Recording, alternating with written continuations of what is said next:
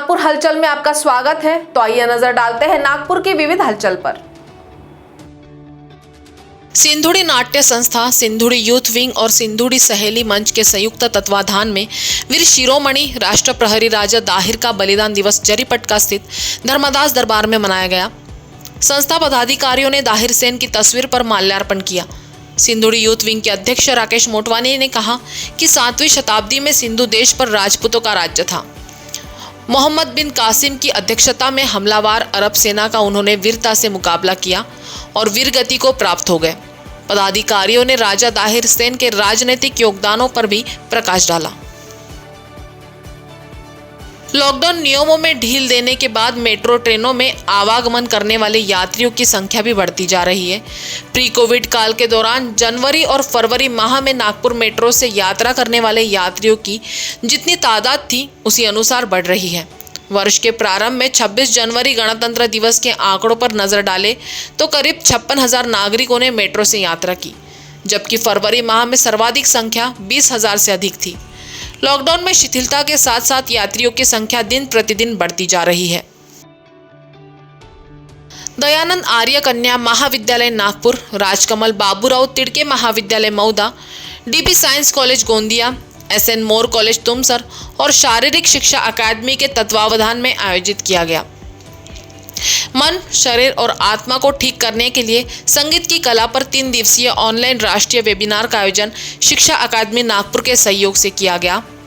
RTM Nagpur विश्वविद्यालय और UGC Amravati विश्वविद्यालय के पूर्व vice chancellor doctor Muralidhar Chandekar, भजन सम्राट पारुल शाह, अनूप जलोटा, गिटार वादक डॉक्टर शशांक कट्टी, विधायक अभिजीत वंजारी अतिथियों के तौर पर शामिल थे। दक्षिण मध्य क्षेत्र सांस्कृतिक केंद्र नागपुर द्वारा आज़ादी के अमृत महोत्सव के अंतर्गत झंडा सत्याग्रह के कार्यक्रम का आयोजन केंद्र परिसर में किया गया। इसमें आज़ादी में झंडा सत्याग्रह की प्रासंगिकता इस विषय पर व्याख्यान एवं देशभक्ति पर आधारित गीतों के कार्यक्रम की प्रस्तुति दी गई। कार्यक्रम का प्रारंभ डॉक्टर चंद्रकांत रागिट, केंद्र के निदेशक डॉक्टर दीपक खिरवाड़कर, दीपाली खिरवाड़कर एवं उपनिदेशक गौरी मराठे एवं कार्यक्रम प्रभारी शशांक दंडे ने दीप प्रज्वलन कर किया। महमूदा शिक्षण एवं महिला ग्रामीण विकास बहुउद्देशीय संस्था द्वारा संचालित central India group of institution Lonara परिसर में औषधीय उद्यान का उद्घाटन किया गया। इस कार्यक्रम में प्रमुख अतिथि नाना पटोले, विधायक अभिजीत वंजारी, पूर्व मंत्री डॉक्टर अनीस अहमद, प्यारे खान, विरोधी पक्ष नेता तानाजी वनवे, प्रदेश सचिव Atul Kotecha, Umakant Agnihotri, doctor Aziz Khan, Kunda Raut, Atul Londhe, Israel Seth, Jyoti Raut, Avinash Dorshetwar, Mohan Tikle, Zulfikar Bhutto, Ayesha Ansari, doctor Owais Hasan, Milind Totre, doctor MM Rajan, Tushar Meshram आदि उपस्थित थे। परिवहन प्रबंधन में दक्षता बढ़ाने के लिए हाल ही में केंद्रीय सड़क परिवहन और राजमार्ग मंत्री नितिन गडकरी की उपस्थिति में IIM नागपुर और CIRT के बीच एक समझौता ज्ञापन पर दोनों संस्थाओं के प्रतिनिधियों ने हस्ताक्षर किया। इस अवसर पर टेक महिंद्रा के मुख्य कार्यकारी अधिकारी व प्रबंध निदेशक CP गुरनानी, IIM नागपुर के निदेशक भीमराया, CIRT के निदेशक doctor Rajendra B snare Patil, राष्ट्रीय राजमार्ग प्राधिकरण के सलाहकार वैभव डांगे आदि मान्यवर उपस्थित थे। विश्व सिकल सेल दिवस के अवसर पर डॉक्टर विंकी रुगवानी, संचालक thalassemia and sickle cell centre और सिकल सेल के रोगियों, उनके पालकों ने जिलाधिकारी रविंद्र ठाकरे को सिकल सेल में होने वाले इलाज में हो रही समस्याओं का ज्ञापन सौंपा। रुगवानी ने बताया कि सिकल सेल बीमारी एक आनुवांशिक बीमारी है जो माता पिता से बच्चों में आती है। इस बीमारी से पीड़ित रोगी व उनके पालक गणों को आर्थिक व मानसिक परेशानियां होती हैं। विकलांगता बिल 2017 में यह रोग शामिल हुआ है, अतः सरकार की ओर से मरीजों को मदद दिलवाने का आह्वान किया गया। महाराष्ट्र महिला मुक्ति मंच की सभा नागपुर में बुलाई गई। सभा में महाराष्ट्र महिला मुक्ति मंच के संस्थापक नितिन मोरे व अध्यक्ष अशोक खैरात ने नागपुर शहर के लिए फारूक अकबानी व सना गानिया खान को अध्यक्ष नियुक्त किया तथा पुष्पगुच्छ देकर उनका सम्मान किया। फारूक अकबानी ने अपने अध्यक्षीय भाषण में कहा कि महिला मुक्ति संस्था ने जो महत्वपूर्ण जिम्मेदारी उन्हें सौंपी है उसे वे पूर्ण निष्ठा से निभाएंगे। महिलाओं को किस तरह शिक्षित कर आर्थिक रूप से आत्मनिर्भर बनाया जाए, इस दिशा में संस्था काम करेगी। प्रभाग 12 की नगर सेविका दर्शनी स्वानंद धवड़ द्वारा एक अत्याधुनिक अस्पताल दाबा में शुरू करने का अनुरोध किया जा रहा था। महापौर दयाशंकर तिवारी ने इस अस्पताल को मंजूरी दे दी थी। दाबा स्थित नगर सेविका दर्शनी स्वानंद धवड़े के निवास पर महापौर की अध्यक्षता में हाल ही में इस संबंध में बैठक हुई।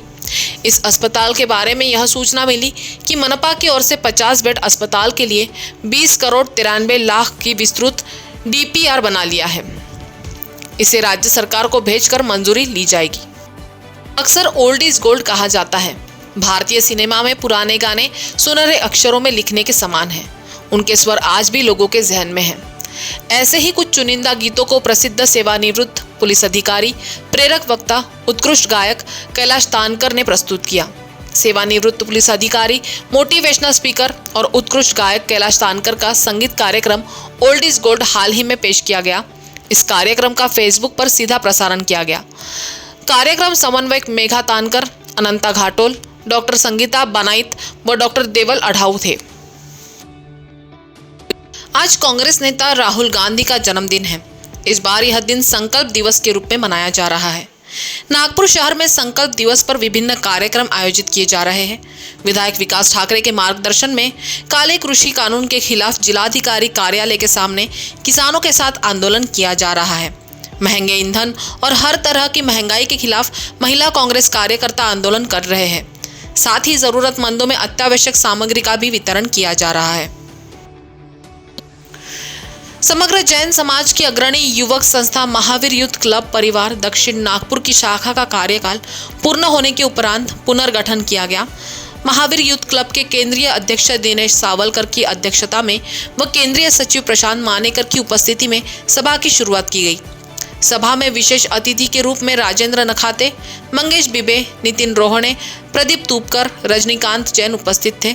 सभा की कार्यवाही का संचालन विशाल मानेकर द्वारा किया गया।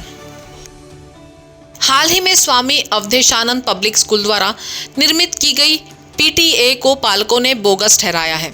उनका कहना है कि जब 1300 पालकों ने सदस्यता ही नहीं ली है तो ऐसे में PTA कहां से स्थापित हो गई। यह PTA पूरी तरह से बोगस है और उसकी जांच होनी चाहिए। इस मांग को लेकर पालकों ने शिक्षा उपसंचालक को ज्ञापन सौंपा है।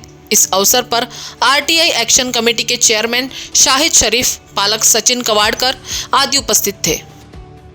पिछले 52 दिनों से कोरोना महामारी के दौरान नागपुर शहर में पीपल टू पीपल संस्था की अध्यक्षा अनुश्री खोब्रागड़े की अध्यक्षता में जरूरतमंद और गरीब लोगों में भोजन वितरण किया जा रहा है। नागपुर में पिछले 1.5 साल से कोरोना महामारी के चलते लोगों का सामान्य जीवन अस्त व्यस्त हो चुका है। लोगों की समस्या के मद्देनजर पीपल टू पीपल संस्था ने गरीबों की मदद के लिए हाथ बढ़ाया है।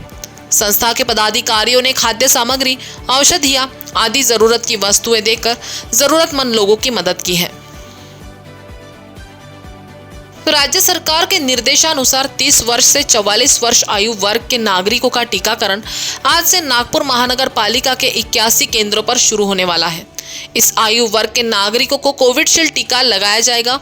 प्रत्येक केंद्र पर 100 नागरिकों को टीका दिया जाएगा। यह जानकारी अतिरिक्त आयुक्त राम जोशी ने दी। उन्होंने कहा कि इन केंद्रों पर सुबह 11 से शाम 5 बजे तक टीकाकरण किया जाएगा। इसके लिए कोविन ऐप पर ऑनलाइन पंजीकरण करना आवश्यक है। शुरुआत में 81 केंद्रों पर यह सुविधा उपलब्ध कराई गई है। महानगर एवं ग्रामीण की ओर से भारत पेट्रोल पंप वडधामना में धरना आंदोलन किया गया। समाजवादी पार्टी नागपुर जिला शहर के अध्यक्ष TH खान और ग्रामीण अध्यक्ष रविकांत खोब्रागड़े के नेतृत्व में अमरावती मार्ग पर वडधामना स्थित भारत पेट्रोल पंप पर पेट्रोल डीजल गैस में मूल्य वृद्धि के कारण केंद्र सरकार के खिलाफ आंदोलन किया गया। इस अवसर पर राज्य सचिव इजहार अली, राज्य सचिव मुश्ताक खान, नीलकंठ काचेवार और अन्य समाजवादी पार्टी कार्यकर्ता उपस्थित थे।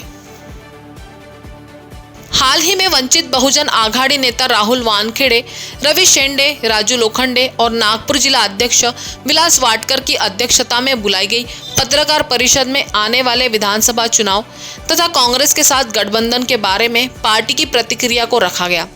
2024 का विधानसभा चुनाव कांग्रेस बहुजन आघाड़ी के साथ मिलकर लड़ेगी, यह कांग्रेस प्रदेशाध्यक्ष नाना पटोले ने कहा था।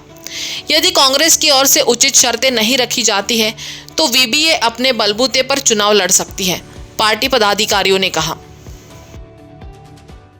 पारशिवनी तालुका में गोंडेगांव, टेकाड़ी, जूनी कामठी, गट रोहना, वराडा में पुनर्वसन की समस्या तत्काल जल्द पूरा कर स्थानीय नागरिकों को योग्य सुविधा देने के निर्देश राज्य के खेल मंत्री सुनील केदार ने वेकोली प्रशासन को दिए। वेकोली मुख्यालय नागपुर में आयोजित बैठक में मंत्री सुनील केदार ने यह निर्देश दिए। इस अवसर पर विधायक आशीष जायसवाल, जिला परिषद की अध्यक्षा रश्मि बर्वे, वेकोली मुख्य प्रबंधक मनोज कुमार, वेकोली के प्रशासकीय अधिकारी, उपविभागीय अधिकारी, तहसीलदार और पीड़ित गांव के सरपंच उपस्थित थे।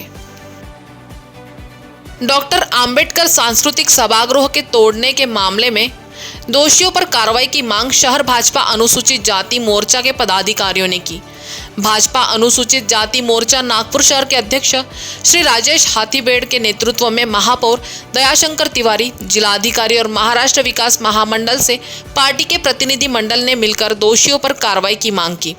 इस अवसर पर नगर सेवक अजय कोटेकर, लखन येरावार, नगर सेविका वंदना भगत, उषा पायलट, मोर्चा के महामंत्री सतीश डाकोर आदि उपस्थित थे। आयटक व महाराष्ट्र राज्य आशा गट प्रवर्तक कर्मचारी कृति समिति की ओर से समस्याएं हल करने की मांग को लेकर राज्य शासन को ज्ञापन सौंपा गया था, लेकिन शासन की ओर से इस ओर ध्यान नहीं दिए जाने से शासन तथा समाज का ध्यान इस ओर करने के लिए महाराष्ट्र राज्य की सभी आशा स्वयं सेविका व गट प्रवर्तकों ने अपनी मांगें पूरी करने के लिए अनिश्चित आंदोलन की शुरुआत की है, जिसके तहत कन्हान में भी आशा स्वयं सेविका एवं गट प्रवर्तक ने आंदोलन में भाग लेकर अपनी मांगों को पूरी करने की मांग की। तो नागपुर हलचल में आज इतना ही। आपसे कल फिर मुलाकात होगी, तब तक बने रहिए वीकेबी न्यूज के साथ। नमस्कार।